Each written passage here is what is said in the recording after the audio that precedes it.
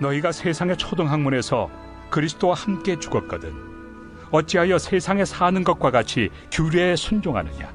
곧 붙잡지도 말고 맛보지도 말고 만지지도 말라 하는 것이니 이 모든 것은 한때 쓰이고는 없어지리라. 사람의 명령과 가르침을 따르느냐. 이런 것들은 자의적 숭배와 겸손과 몸을 괴롭게 하는 데는 지혜 있는 모양이나 오직 육체에 따르는 것을 금하는 데는 조금도 유익이 없느니라.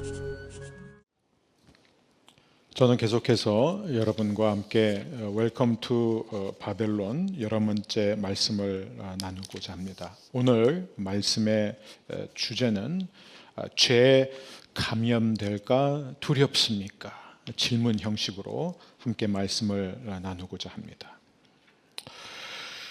어제 발표된 한 개신교 여론조사 기관의 조사에 의하면 코로나가 이제 1년 됐죠.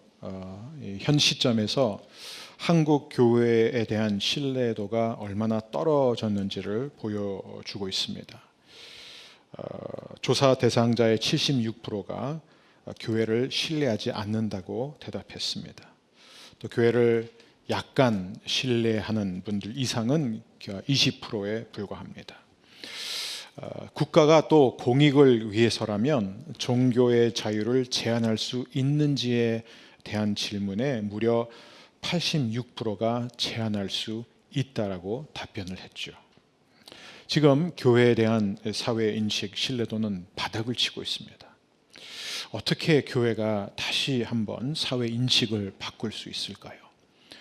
초대교회는 그 많은 박해를 받고 있던 상황 속에서도 교회를 반대하는 사람들조차 교회가 얼마나 이웃사랑과 또 사회적인 책임을 실천했는지를 인정했음을 우리는 수많은 글들을 통해 보게 됩니다.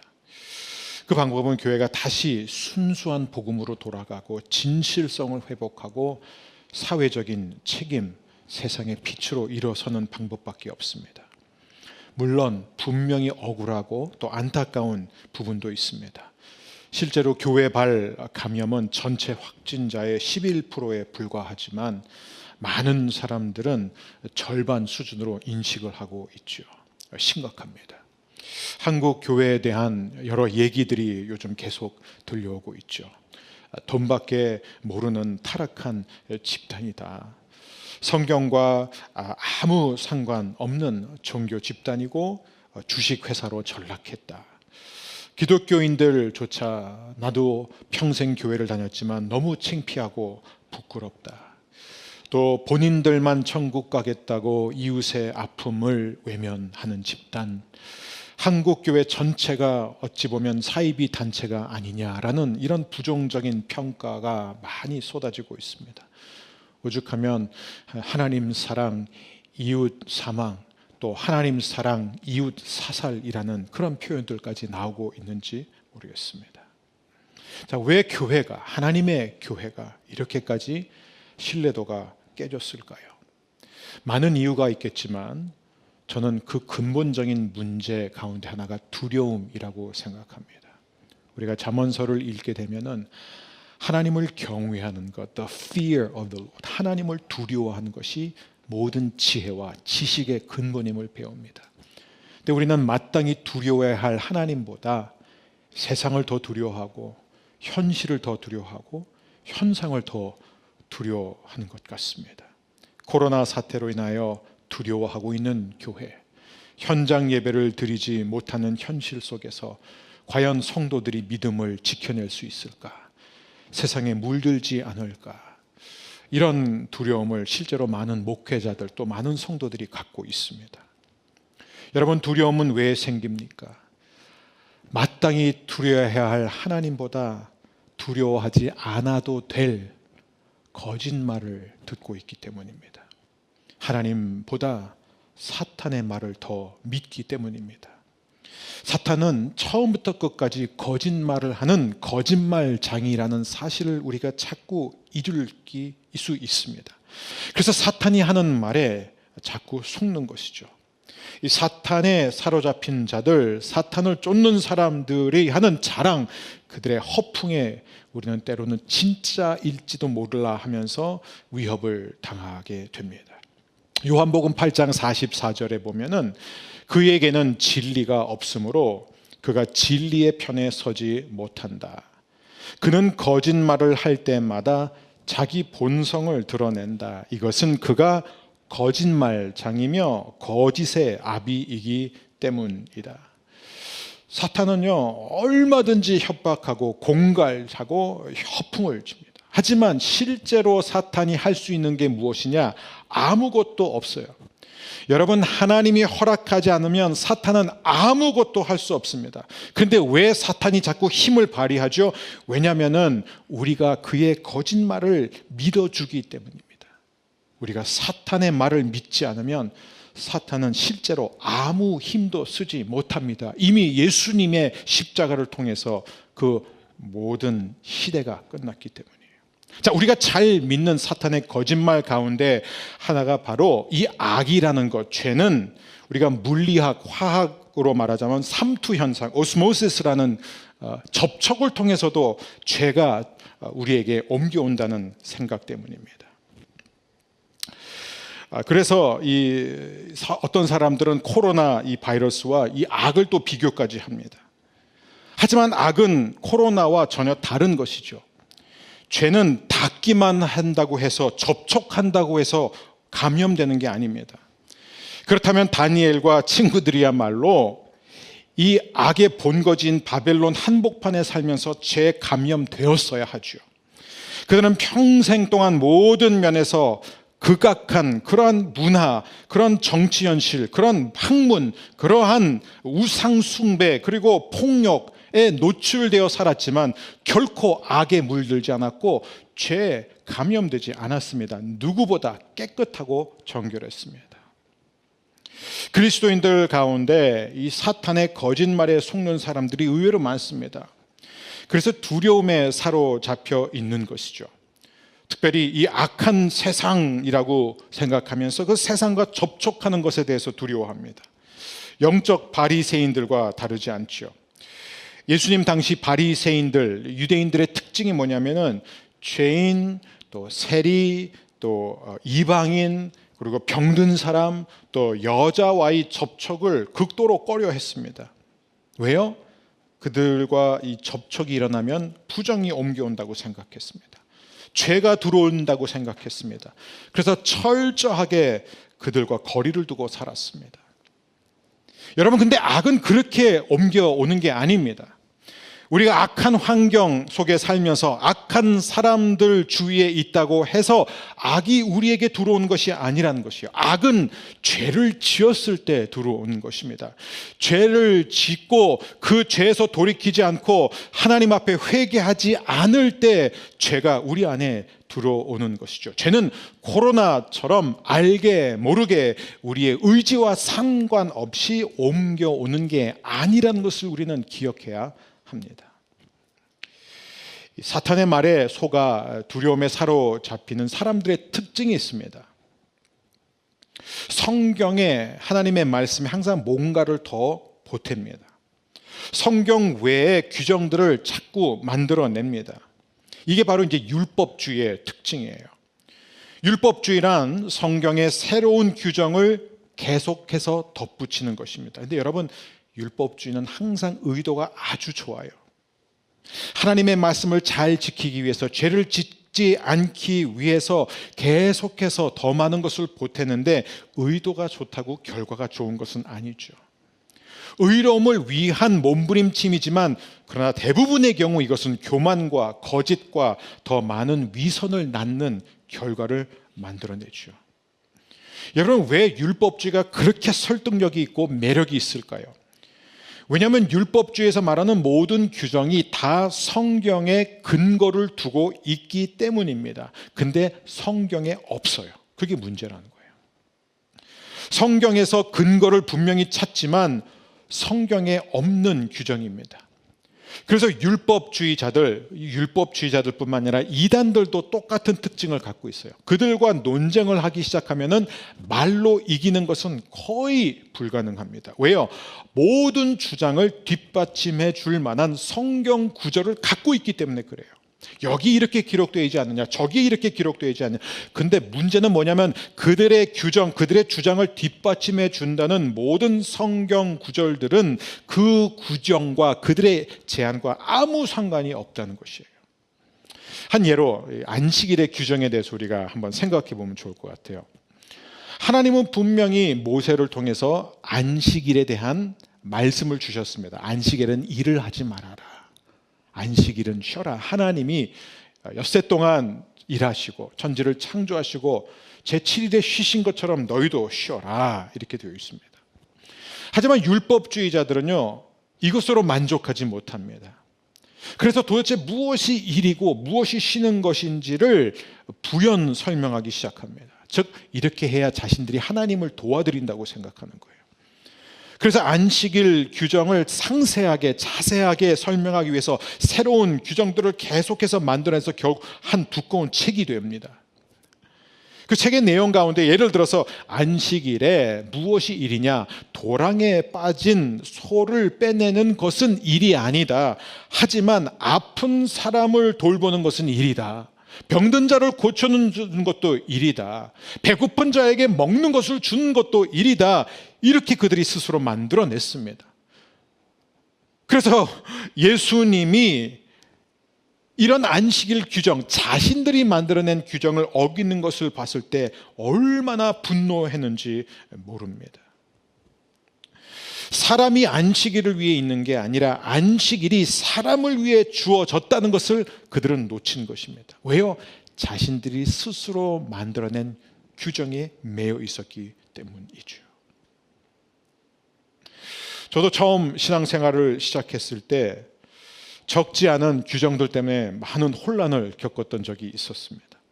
저는 어려서부터 테레비를 보는 것을 죄악시하는 그런 신앙 교육을 받았습니다. 그래서 영화관에 가는 것은 세속적인 것이다.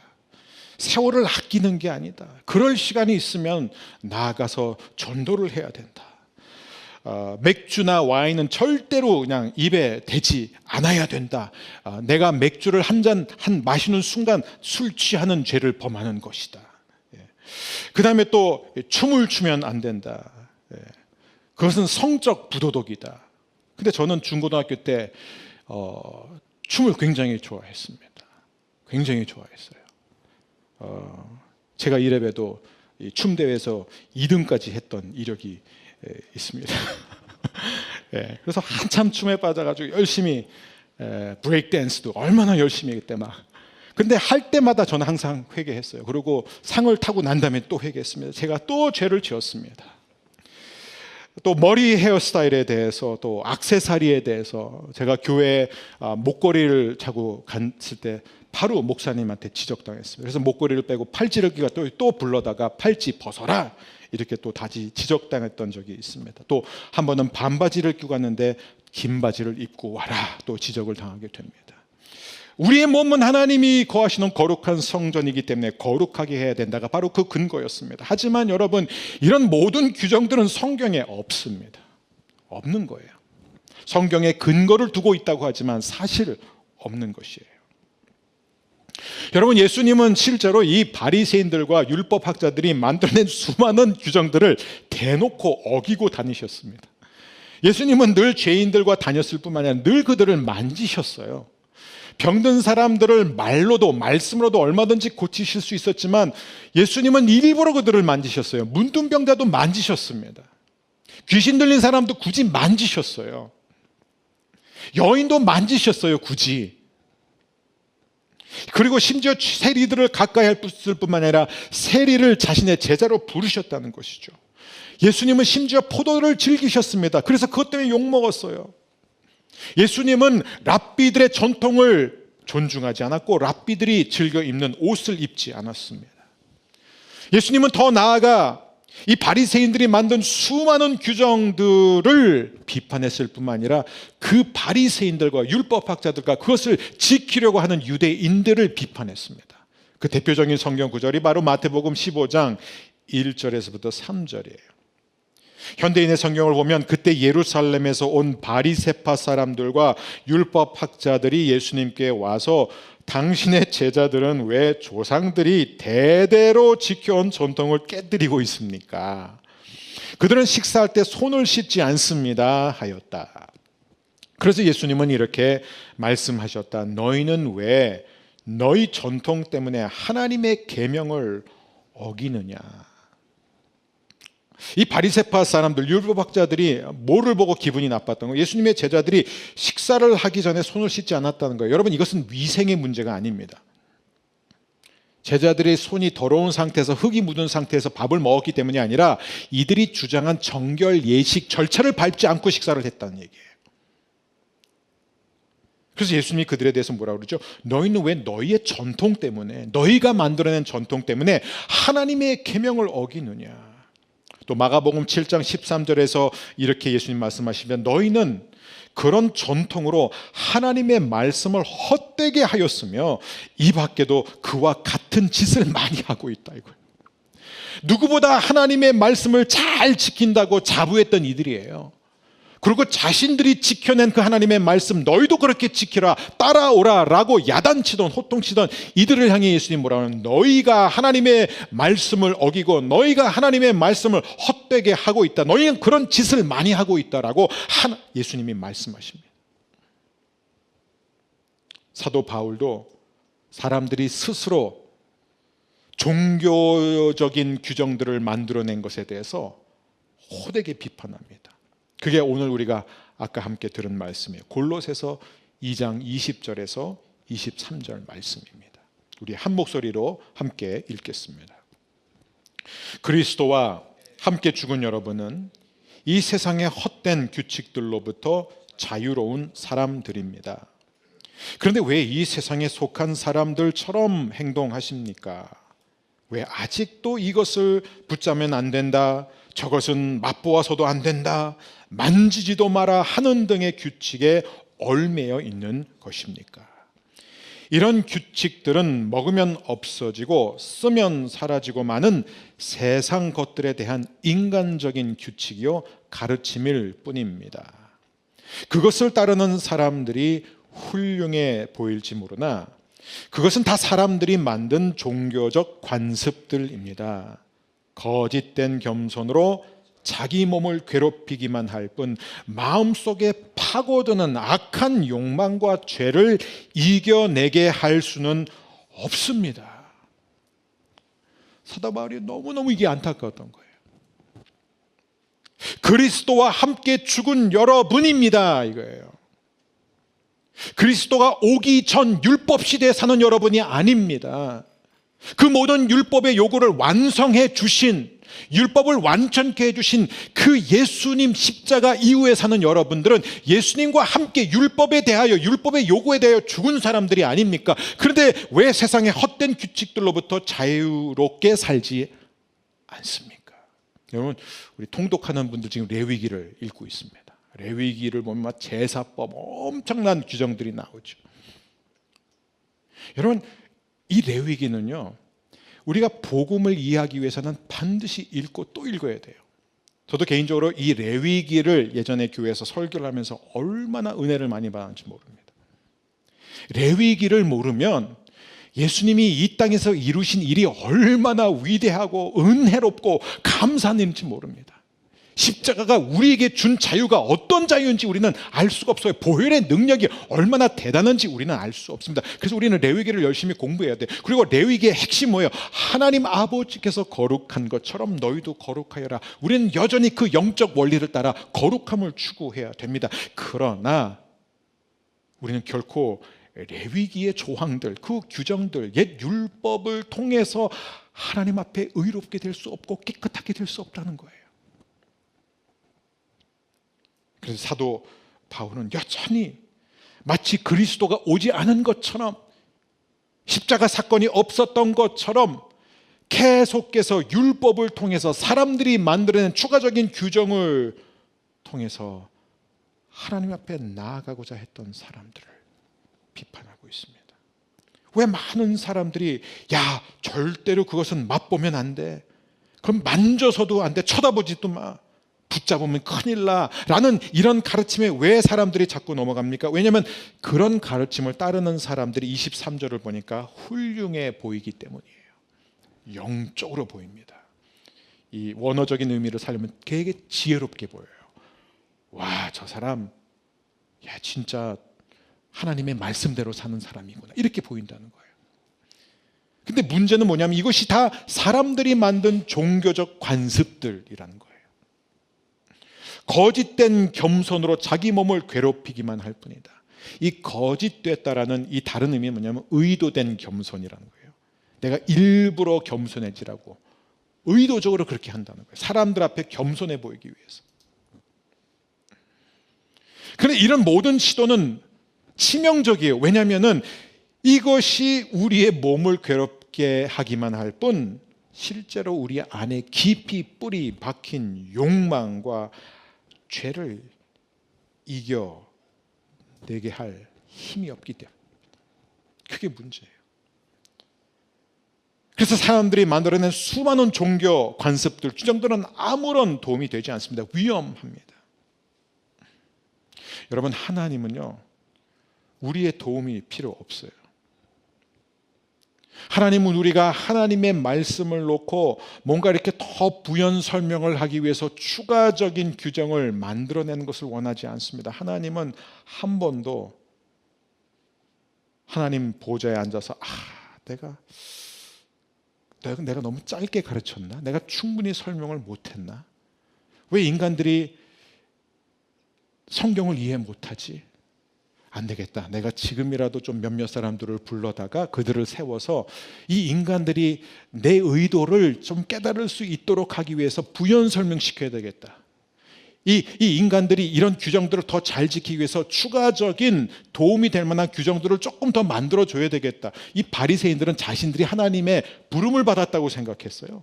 모세가 시내산에서 받은 율법으로 충분하지 않기 때문에 하나님이 자신들을 세워서 자신들이 스스로 받은 계시로 더 많은 규정을 만드는 게 하나님을 도와드린다고 생각했어요. 이들이 바로 하나님의 말씀을 스스로 수정하고 편집해가지고 더 풍성하게 하고자 했습니다. 근데 하나님 뭐라고 그랬죠? 누구든지 내 말씀에, 성경에 빼거나 더하는 사람은 심판을 받을 것이다. 그게 바로 잠언 30장 5절 6절입니다. 하나님의 말씀은 다 순전하며 하나님은 그를 의지하는 자의 방패시니라. 너는 그의 말씀에 더하지 말라. 그가 너를 책망하시겠고 너는 거짓말하는 자가 될까 두려우니라. 여러분, 우리 안에 제가 장담합니다.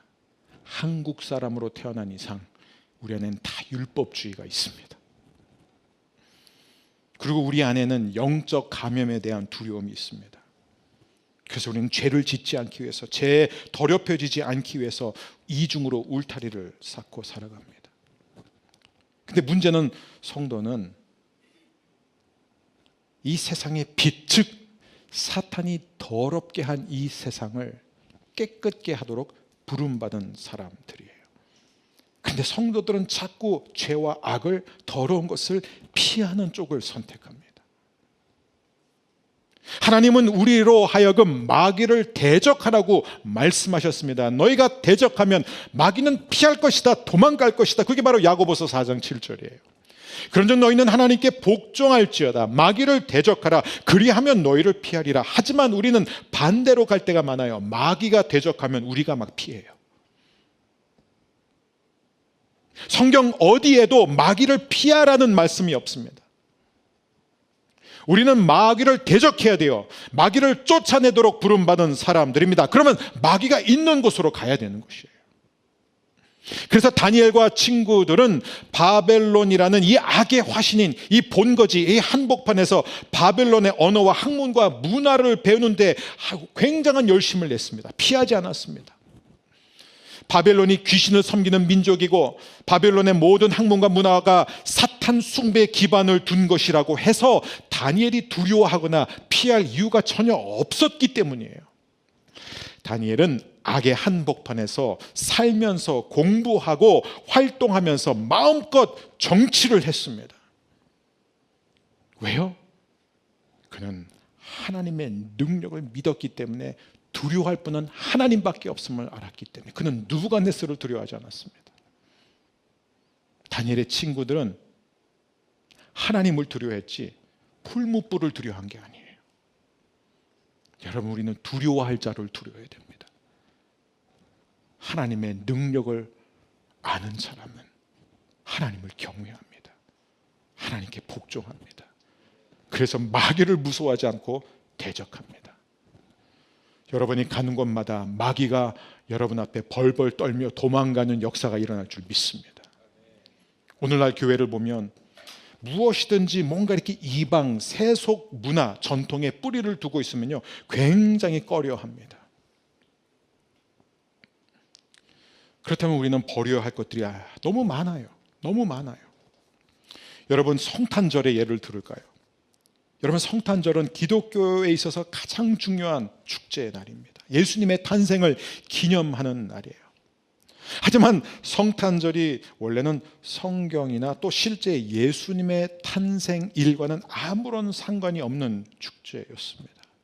천문학에서 말하는 동지와 관련된 것이죠.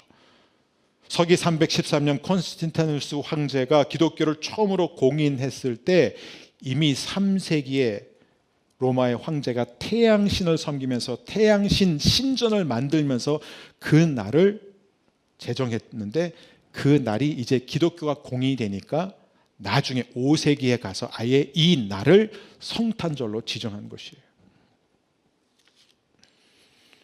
그래서 이 청교도들은요 이방 뿌리에 그 근거를 두고 있는 성탄절을 기념하는 모든 행위를 반대했습니다.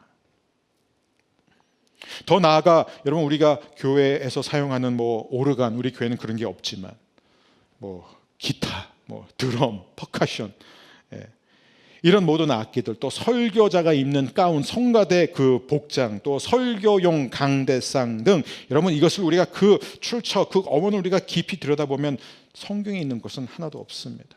기독교 전통이 아니에요. 세속 문화 또는 이방 종교에서 사용되던 것들입니다.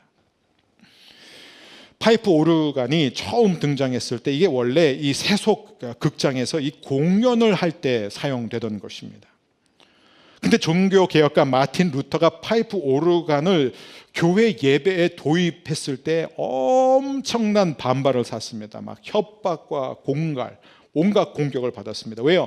너는 어떻게 사탄의 도구를 하나님을 섬기는 거룩한 예배에 사용할 수 있느냐 이거예요.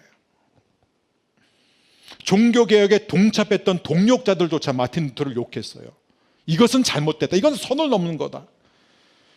근데 마틴 루터는요 절대로 굴하지 않았습니다. 왜요? 왜 이렇게 좋은 악기를, 이렇게 좋은 음악을 사탄을 위해서만 우리가 써야 돼? 우리가 하나님을 영화롭게 하는데도 이런 악기들을 써야지. 이게 신앙이에요. 이게 바로 신앙인의 참된 자유입니다.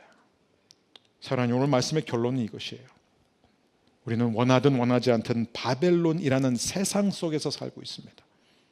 하나님을 인정하지 않는, 하나님을 높이지 않는 그러한 문화 속에 우리가 살고 있습니다.